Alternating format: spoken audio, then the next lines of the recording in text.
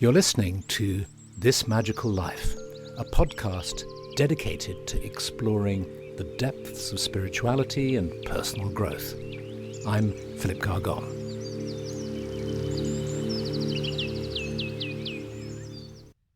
Hello, it's Phillip Carr-Gomm here in Lewes in Sussex. So here we go. Fantastic. Now, there's a very interesting phenomenon that I want to explore with you, and you might think that to begin with, it's just a psychological phenomenon. But I'm going to bring in how we can use our spiritual perspective to look at this question too, because that's really what interests me, is spiritual perspective, psychological perspective. How can that help us to progress and grow and be of use in the world? The fact is that when somebody shows their vulnerability, we very often find that attractive. There's something human about it.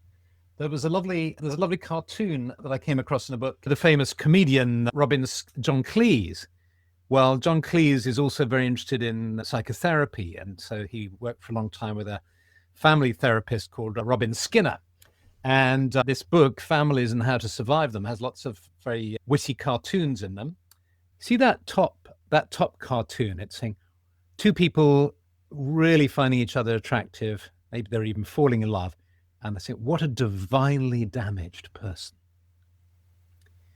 Yeah.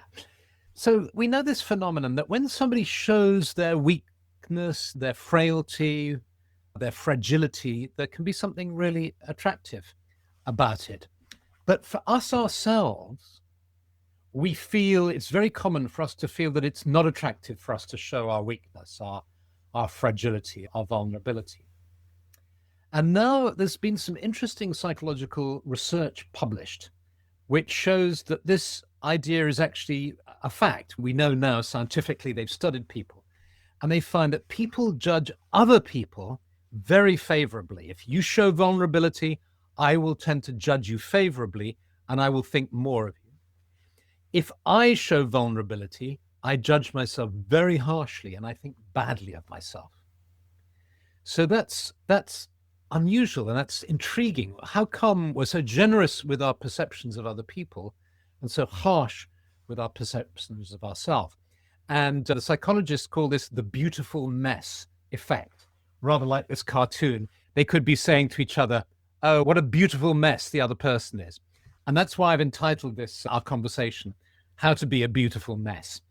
So they talk about the beautiful mess effect. And in the blog post, I can give you references if you want to look at the research or summary of their research in the British Psychological Society's blog. But I wanted to go a little bit further now, because I guess we all know this. But if you think about it, you think if somebody shows too much vulnerability too often, then that becomes what you would call a turn-off. We start to experience somebody as needy, or we might be rude and say they're stuck in victim consciousness or something like that. So there's a kind of line that you can cross where instead of being attractive, more attractive by showing your vulnerability, you become less attractive. So this is tricky. It's even such a common kind of phenomenon, if you like. It's made its way into our language now, the language of social media, where we talk about oversharing. It doesn't only happen on social media.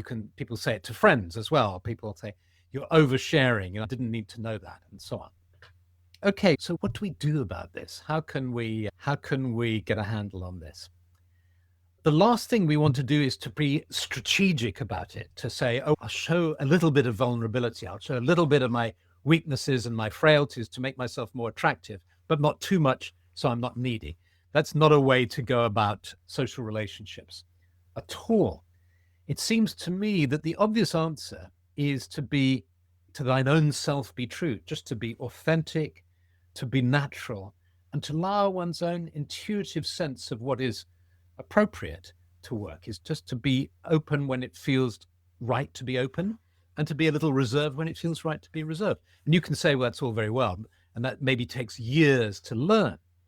But essentially, I think that's the goal we're aiming for, is one is just authentic, natural in one's relationships, accepting that sometimes one might have been a little more open than was perhaps a good idea, At other times, perhaps a little more closed or withdrawn than was necessary, but we all make mistakes and we're not going for perfection here. So that's one thing, is the idea of naturalness. But here's where the spiritual perspective comes in, I think, which is if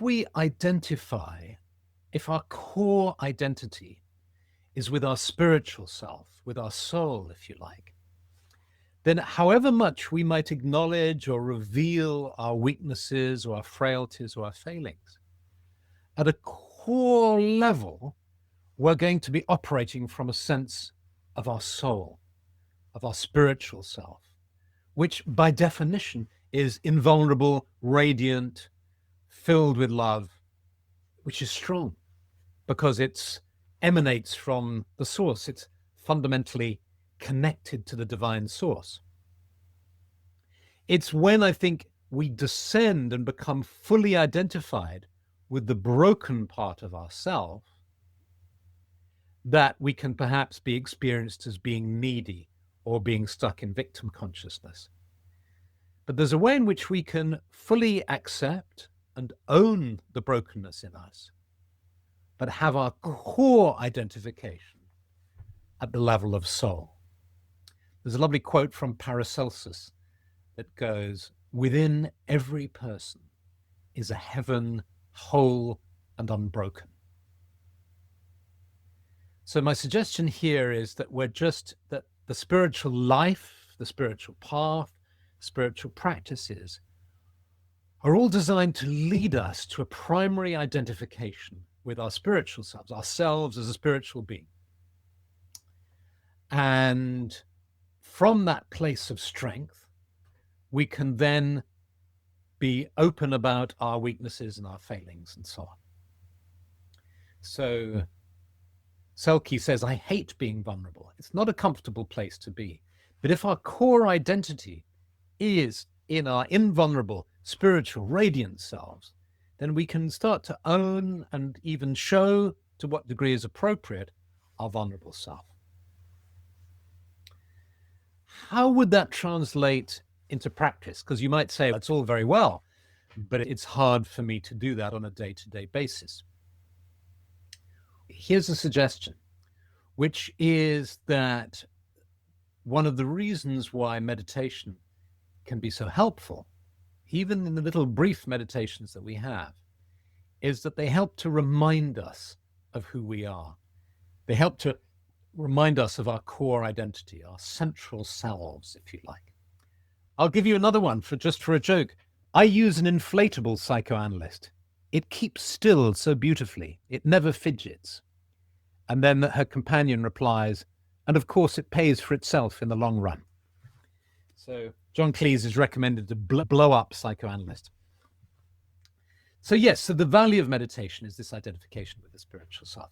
So let's now go into a meditation.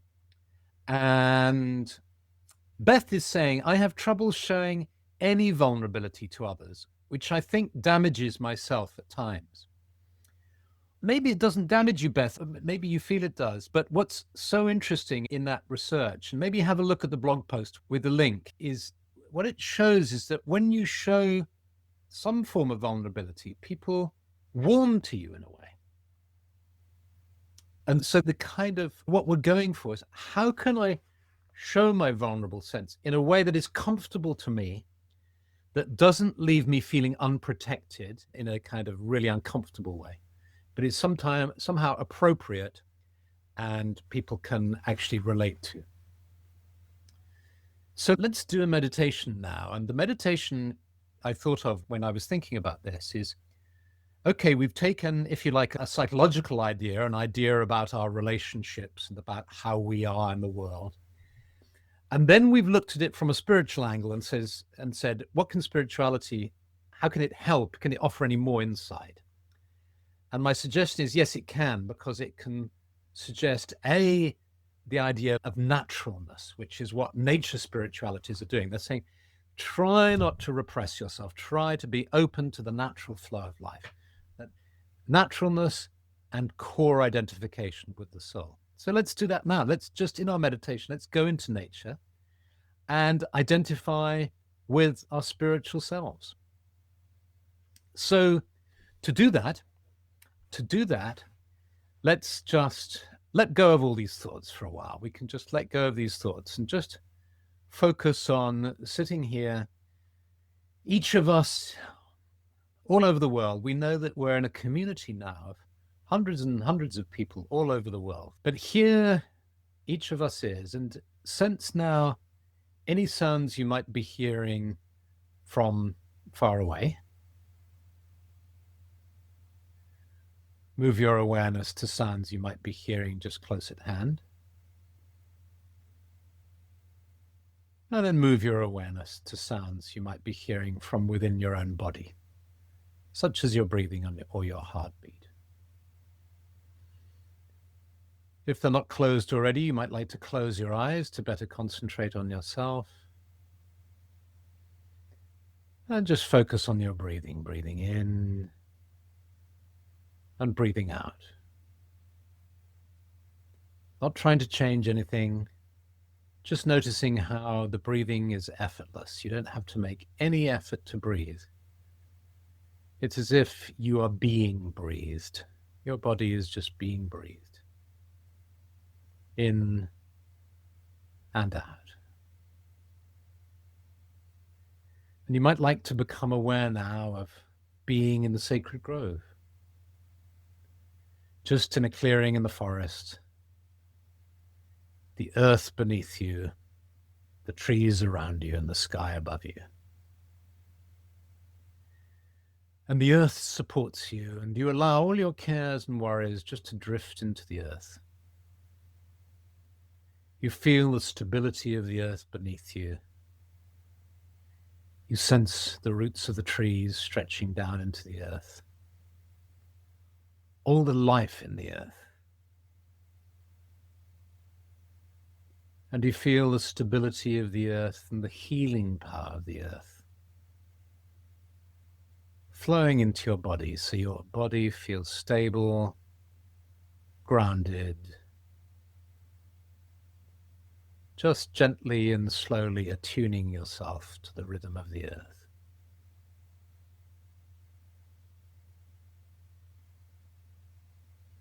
And you become aware of the trees around you. You sense their protection and their power. Their roots deep in the soil, their trunks stretching up, their branches and leaves spreading high above you. And you breathe in the smell and the energy of the trees. And the energy of the trees flows through you, bringing you vitality and healing.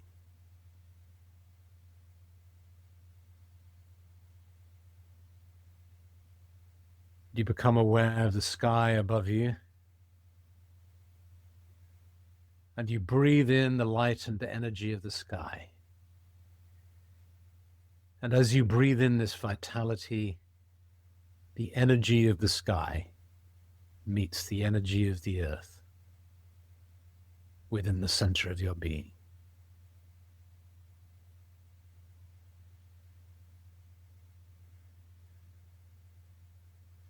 And move your awareness now, locate your awareness in the center of your being.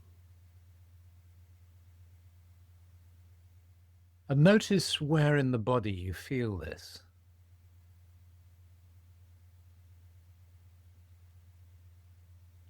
Ask yourself, if I do feel a center, where is it? Is it in your solar plexus, in your heart? Whereabouts in your body awareness is it?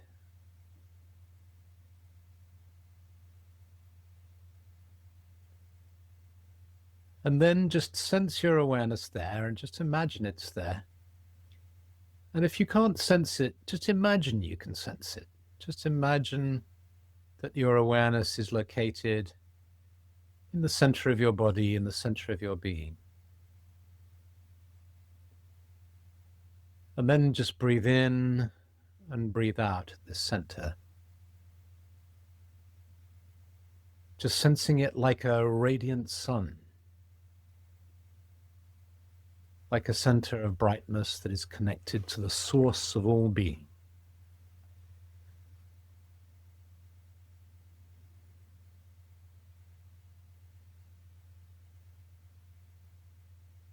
Just breathing in and breathing out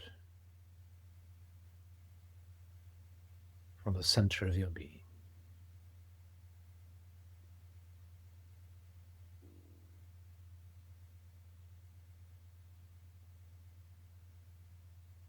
And then just gradually allow that center, just the sense of energy or awareness at the center, to just radiate outwards. So it's radiating throughout your body, throughout your aura, throughout your being. And just imagine your inner eyes, sense your inner eyes opening in the sacred grove. And you might like to see other people in this grove too, but you sense yourself radiating and other people radiating too, in a circle.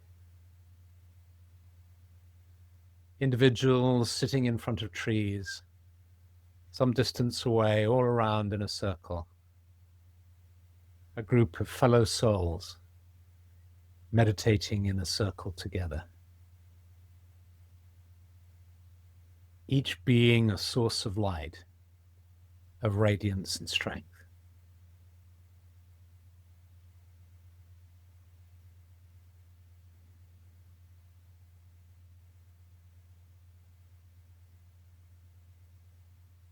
And you sense the energy of the trees too. The trees and the beings, this wonderful circle of energy.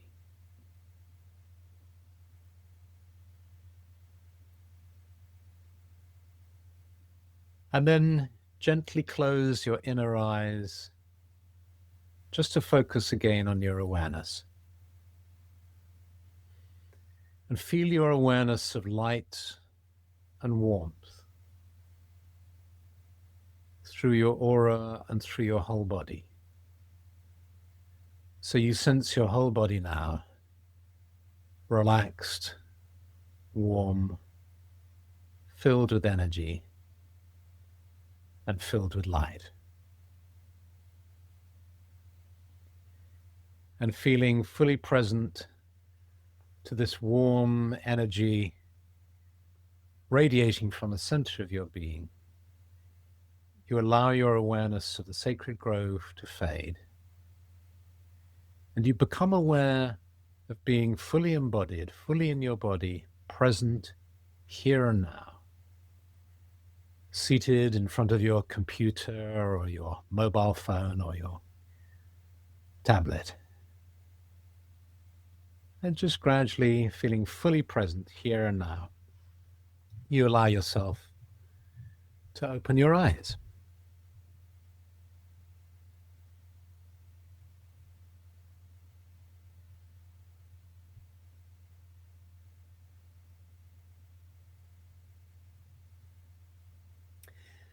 And so, here we are. Alain Giroux is saying it actually balances the whole self, vulnerable and strong. And I think that's the ideal we're aiming for in the end, is we think of all these things as opposites at the level of this kind of analytical mind, the logical mind. We think that being open and protected, vulnerable and safe, strong and weak, as opposites. But there's a way in which we can be both at the same time. We can be, as Alain was saying, we can be vulnerable and strong. We are, after all, beings who are wonderfully strong and strangely weak as well. We're filled with every kind of feeling and emotion. And gradually, and It's not easy to achieve this. And maybe there are going to be times when we feel too open and too vulnerable, and times when we feel too closed and overly protected. And I can see from your comments, you're pointing out all sorts of interesting, if one's up for it, is trying one's best, never castigating oneself, never pushing oneself to be more vulnerable than feels appropriate, never pushing oneself to be more closed than feels appropriate, but just try. That's why relaxation is so important. That's why a good component of these meditations is relaxation. Because when we relax and we sink back into our true nature, then it becomes easier for us just to know when to be open, when to be a little guarded, when to show our vulnerability, when to show our strength, and so on. And the key is this being able to relax into this. And I will leave you now. In the blog, I've got a link to the article about this and some interesting quotes from the research. And have a lovely week. Many blessings. Bye. That's all for this episode of This Magical Life. If you enjoyed it, don't forget to subscribe and share with friends.